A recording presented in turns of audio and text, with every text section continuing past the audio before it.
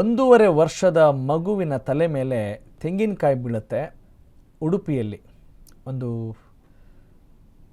ಅಷ್ಟೇ ಅಲ್ಲ, ಆ ಕಂದಮ್ಮ ಕೂಡ ಸಾವನ್ನಪ್ಪತ್ತೆ. ನಿಜಕ್ಕೂ ಕೂಡ ಇದು ಬಹಳ ಹೃದಯ ವಿದ್ರಾವಕ ಸುದ್ದಿ. ತಾಯಿ ಮಡಿಲಲ್ಲಿದ್ದಾಗಲೇ ಆ ಮುದ್ದು ಮಗು ಪ್ರಾಣ ಬಿಟ್ಟಿದೆ. ಬ್ರಹ್ಮಾವರದ ಶಾಂತಾರು ಹೆರಂಜಾಲು ಗ್ರಾಮದಲ್ಲಿ ಈ ಒಂದು ನಡೀಬಾರದ ಒಂದು ಘಟನೆ ನಡೆದಿದೆ.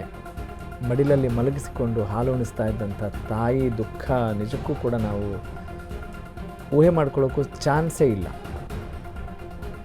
ಸಾಧ್ಯ ಇಲ್ಲ. ಯಾವ ತಾಯಿಗೂ ಯಾವ ತಂದೆಗೂ ಇಂತಹ ಒಂದು ಪರಿಸ್ಥಿತಿ ಬಾರದೇ ಇರಲಿ. ಏಕಾಏಕಿ ತೆಂಗಿನಕಾಯಿ ಬಿದ್ದಿರೋದ್ರಿಂದ ಹಿಂಗಾಗಿದೆ. ಆ ತಾಯಿ ದುಃಖ ನಿಜಕ್ಕೂ ಕೂಡ ವಿ ಕೆನಾಟ್ ಎಕ್ಸ್ಪ್ರೆಸ್ ಎನಿಥಿಂಗ್. ಏನು ಹೇಳೋಕ್ಕೂ ಸಾಧ್ಯ ಆಗಲ್ಲ, ಅಂಥ ಒಂದು ಸ್ಥಿತಿಯಲ್ಲಿದೆ.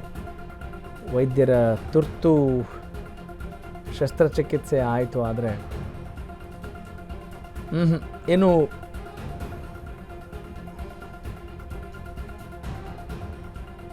ಉಳಿಸ್ಕೊಳ್ಳೋಕ್ಕಾಗಿಲ್ಲ.